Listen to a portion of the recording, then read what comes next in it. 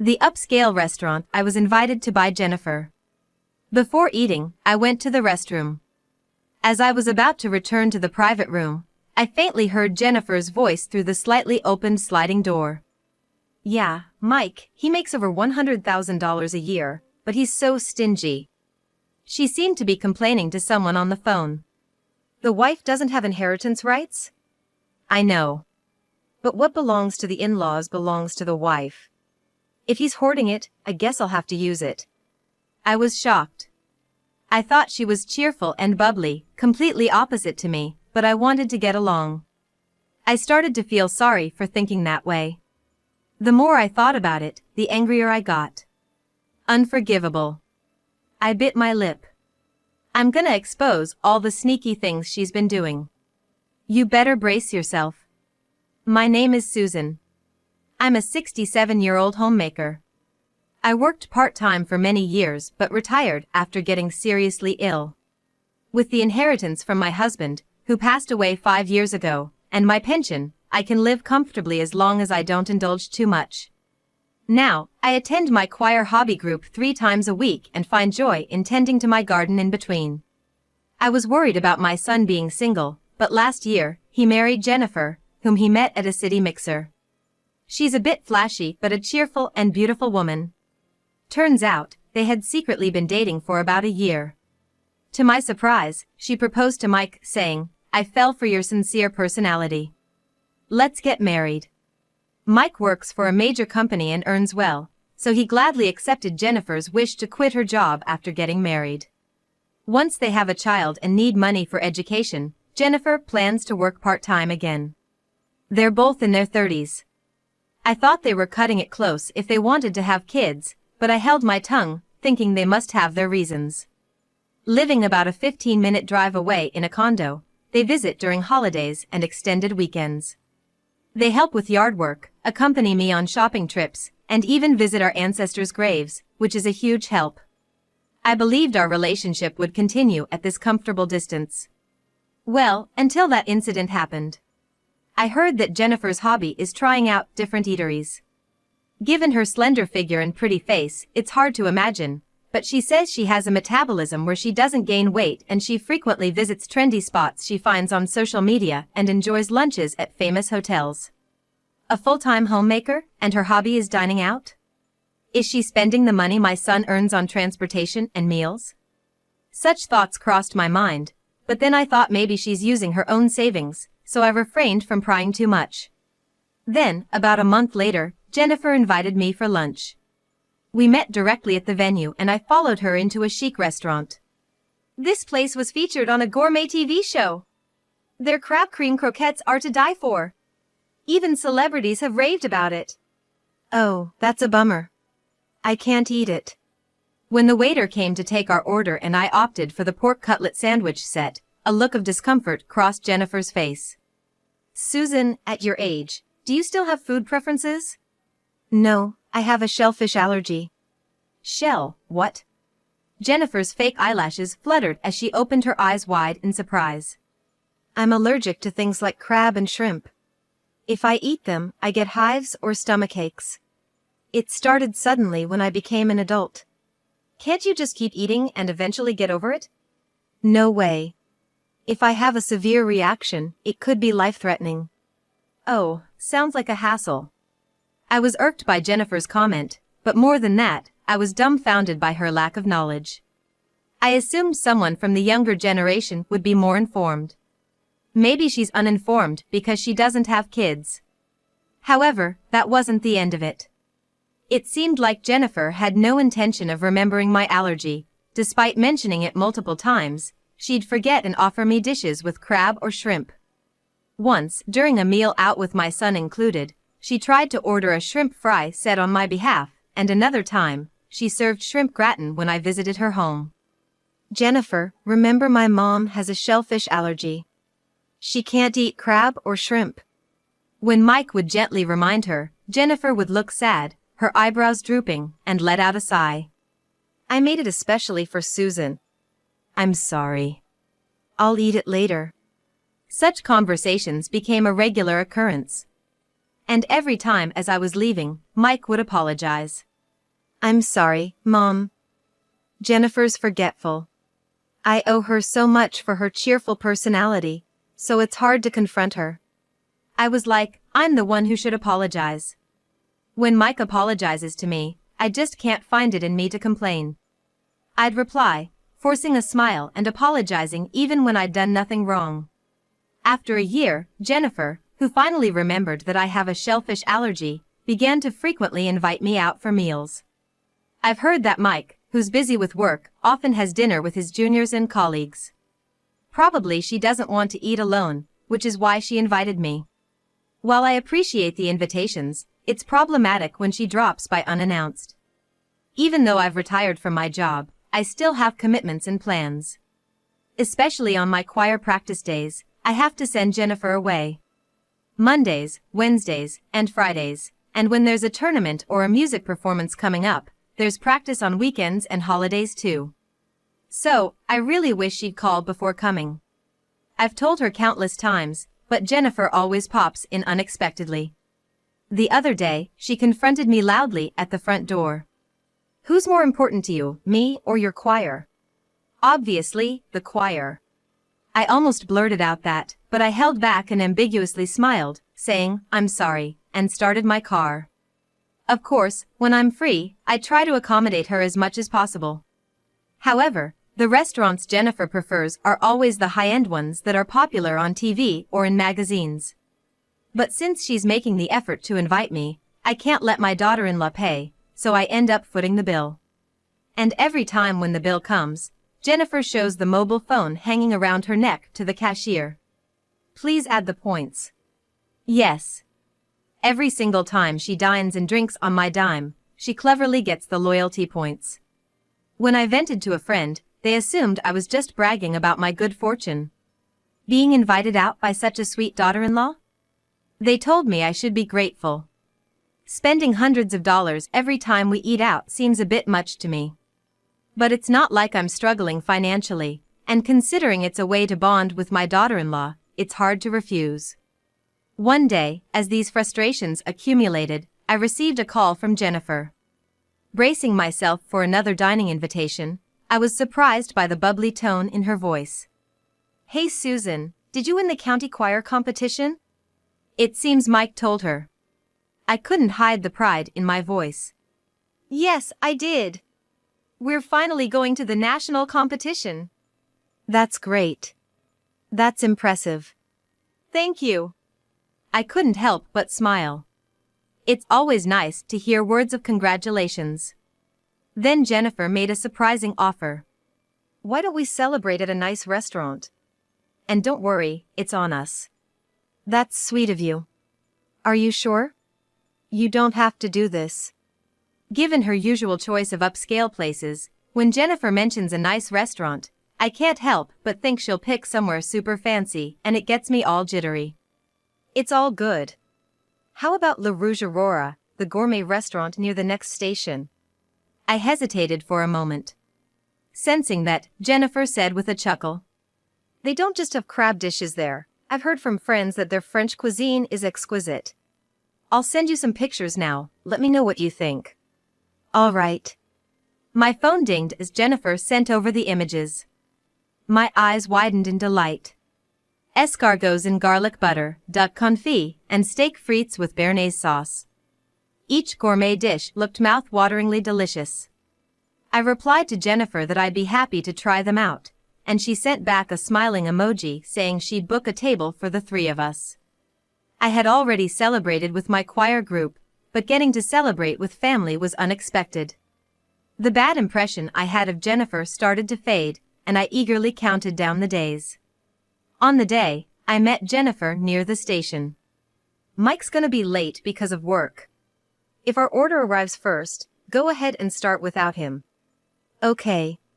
It must be tough working on weekends. Walking down the brightly lit street filled with restaurants, we arrived at a restaurant with an elegant and exclusive atmosphere. It was the restaurant we had booked. Upon entering and stating our reservation, we were guided to a private room. On the wall was a classic French painting, and through the window, a beautiful view of a French-style garden could be seen. The room had an old-world elegance typical of a traditional French manor. "Susan, do you need to use the restroom?" "Yes, I'll go ahead." I placed my purse down and got up. A few years ago, after a certain illness, I had told Jennifer I needed to frequent the bathroom more. As I was about to return to our private room from the restroom, I heard Jennifer's voice through the slightly opened sliding door. "Right, even though Mike earns over $100,000 a year, he's such a miser." I couldn't believe what I was hearing. It sounded like she was complaining to someone over the phone. I hid behind the sliding door, trying to listen in more. "I know a wife doesn't have inheritance rights, but whatever his parents own is mine too. If they're saving up, I might as well spend it." I was frozen in shock when someone gently tapped on my shoulder. I turned around, stifling a scream. A woman in an elegant evening gown gestured for me to be quiet. It was the restaurant owner I'd seen in their official video. She gestured towards a different private room further back, leading the way. Once inside, she, with her elegantly poised fingers, closed the door and with a tense expression shared something with me. "Ms. White, please get out of here right now." "Huh?" Looking surprised, she spoke to me with a serious expression. "I know it's presumptuous to ask you to trust a stranger like me, but everything I'm about to tell you is the truth." "Okay." "Actually, Jennifer White visited our place with an acquaintance of mine in the past." The restaurant owner then told me about the conversation she overheard at that time. I listened with a mix of skepticism and belief, and was left speechless by the shocking revelation. As I processed the information, anger began to bubble up within me. So, Jennifer had planned this all along. Unforgivable. I bit my lip. I'm gonna expose everything she's been doing behind the scenes. She better be ready. Still shaken by the restaurant owner's story, I left my private room, headed straight for the entrance, and walked out. On my way home, I called the police for advice, which eased my anxiety a bit. After arriving home, I acted like I knew nothing and contacted Jennifer. "I'm sorry. I felt sick, so I had to leave early. That throws off my plans." "Oh, never mind." Her hurried attempt to play it off convinced me that the restaurant owner's words must be true. To my surprise, I was disappointed. I guess a part of me wanted to believe her. "I'm really sorry. I'll treat you to dinner at another place as an apology." "Okay." After hanging up with Jennifer, I called another number and relayed our conversation. A week later, I called Jennifer. In an apologetic tone, I made a suggestion. "I'm really sorry about the other day. As an apology, how about dinner at the popular beef bourguignon restaurant, Le Fleur?" "Wait, you got a reservation at Le Fleur? Awesome!" I could hear Jennifer's excitement over the phone. "What's going on?" Suddenly, a young man's voice came from her end. "It seems like someone is with Jennifer." "We're getting a free meal at Le Fleur." "No way." "That's cool." "Jennifer, are you with a friend?" "Oops, yeah. I'm having dinner with a friend. Let me know the details later. Looking forward to it." After the call ended, I held onto my phone for a while. "Oh, I'm looking forward to it, too." With a smirk, I whispered to myself. A month later, right on time for our rendezvous, I met up with Jennifer and entered a restaurant. It had a different vibe from the traditional diners, cooler and more stylish. Upon being guided to a private room, Jennifer looked puzzled. "A table for 4? Are 2 more people coming?" I replied with a bright smile. "Yes, I invited a couple of friends. One of them you're quite familiar with." "Oh, I need to use the restroom. Be right back."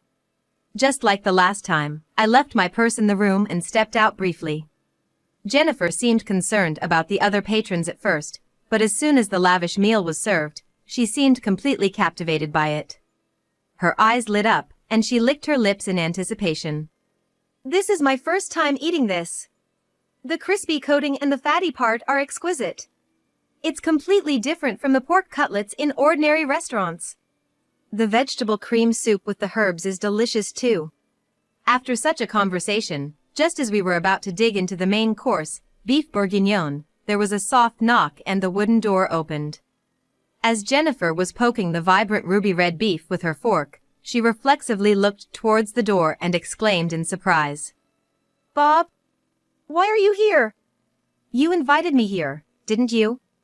Promised me some premium beef bourguignon. I didn't call you. Who's that woman with you?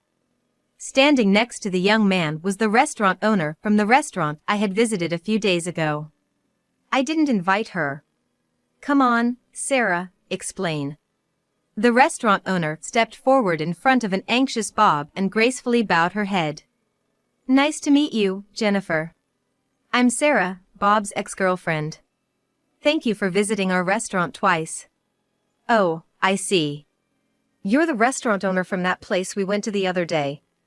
Yes, I invited Bob. Oh, and what does an ex want? Jennifer, seemingly eager to get back to her meal, narrowed her eyes suspiciously at Sarah. Just thought I should let you know, the conversation you had at our restaurant the other day was clearly audible outside. Both Jennifer and Bob went pale instantly. You were still there? And you're the restaurant owner now? Eavesdropping on your guests? That's not professional at all. I was just going to close the slightly ajar door when I overheard some dangerous talk. You're as careless as ever. In front of the flustered pair, Sarah took out her cell phone and played a recording. Jennifer and Bob's conversation played through the static. When I snooped around Susan's place, I found a notebook with her pin. Since I peeked, I got it all figured out. Heh, careless. She'd never suspect her family would snoop. Couldn't find the bank card, but with online banking, as long as I have the PIN, I can transfer it all to my account. Jennifer and Bob looked down, growing increasingly nervous. When Susan goes to the restroom, I'll grab her credit card. Then, I'll drug her drink, order a ton more food, and just leave. She won't be able to pay, and might even get arrested. It'll be hilarious. The content was so despicable that I felt like I was going to pass out. Did I really bring someone like her into my family? I have to get all of my father-in-law's inheritance. I'll max up the credit card by buying stuff too. They're rich, but they live so frugally. They must have a stash hidden somewhere. Jennifer and Bob stood still, looking anywhere but at each other. Sarah spoke sharply. Allergic-prone Jane is always cautious about her food, making sure there's no crab or shrimp in it. So you thought she wouldn't notice if her drink tasted slightly off, didn't you? Realizing they had exploited someone's allergies, I felt a deep sense of emptiness. I was genuinely happy when Jennifer said she'd celebrate our team's national championship win. You actually recorded it, huh? Bob whispered softly next to Jennifer, who was confronting Sarah. You can't just record a customer's conversation. That's an invasion of privacy. It was to prevent fraud. I didn't want you guys scamming me out of money like you did with Bob. So, you've been doing this sort of thing before, haven't you? As I glared Jennifer and Bob, Jennifer twisted her body and replied in a sickly sweet voice. No, that's not it. Bob was being pestered by this woman, so I just tried to help him out. Plus, I didn't do anything to you, Susan. The conversation with Bob was just a joke. Oh really? Sorry about that. I stood up, intentionally stumbling over Jennifer's bag placed on the floor. Contents spilled out from the unzipped bag. Spotting my card amidst the scattered items, I quickly snatched it and held it up high. Now why is my card coming out of Jennifer's bag? That's strange. What's this crumpled note? Drug the old hag with a bunch of sleeping pills, make her sleep, raid the shop, and then withdraw the old man's inheritance from the ATM. This will make the White family's savings mine. That sounds like a crime plan. The note spread out on the table was scribbled in Jennifer's messy handwriting. Bob clutched his forehead, groaning. Idiot! Why were you carrying that around? I forget things easily. Forgot to throw it away. With all this evidence, I thought she'd finally give in, but instead, Jennifer pointed a finger at me, getting even more angry. It's mostly your fault. Me? Yes. Because you put such stingy thoughts into your son's head, I'm the one who's suffering. I was taken aback as Jennifer distorted her beautiful face and continued.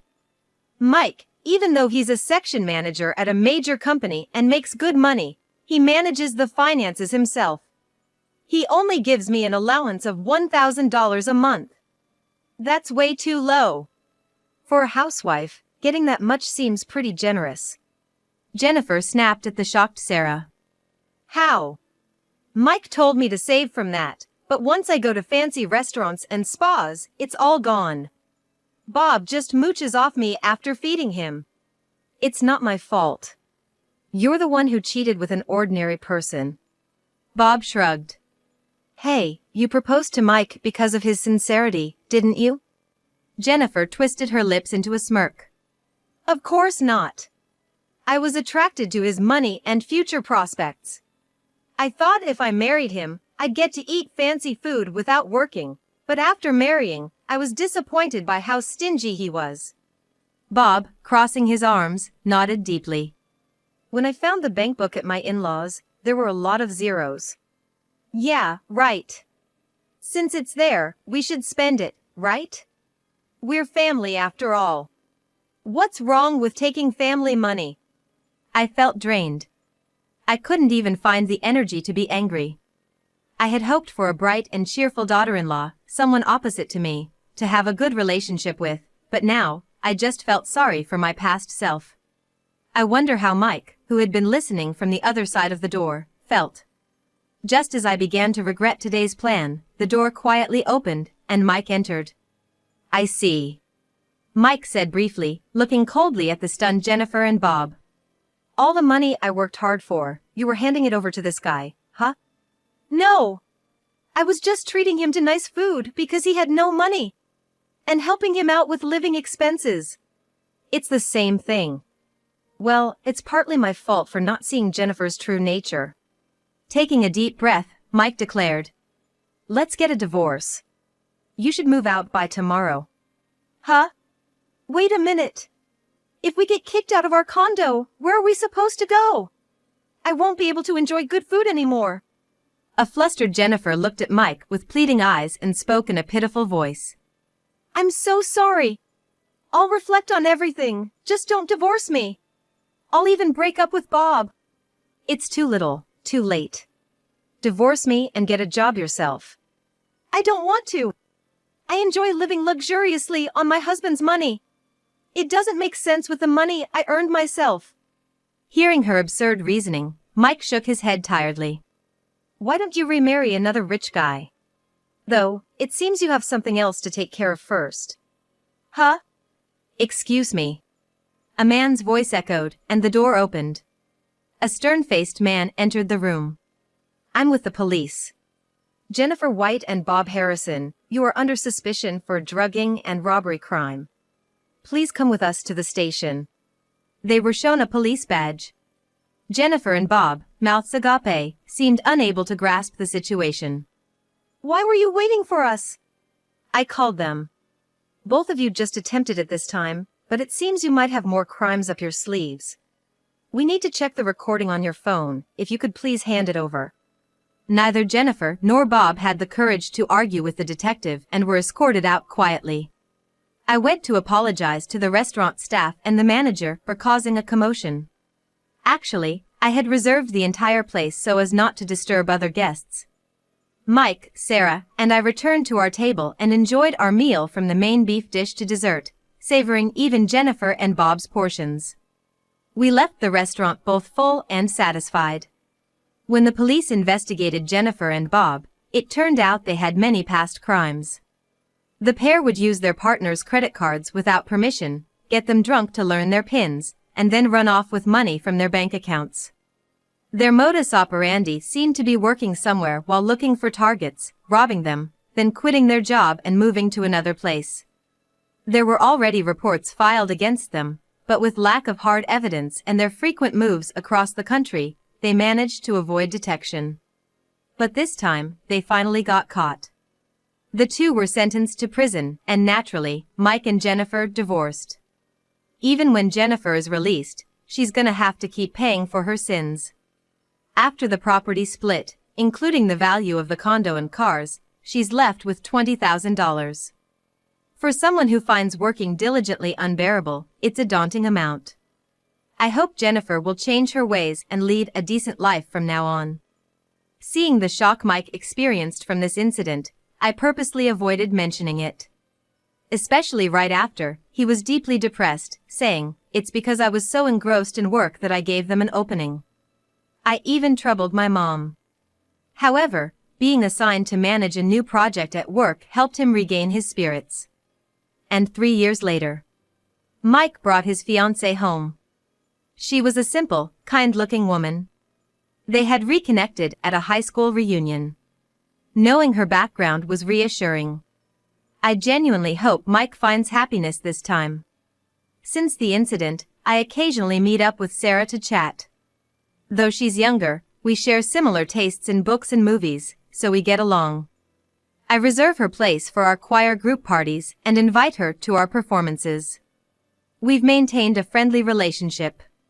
Sadly, we finished in 5th place in the national competition, but we've set a new goal to make it into the top 3 next time.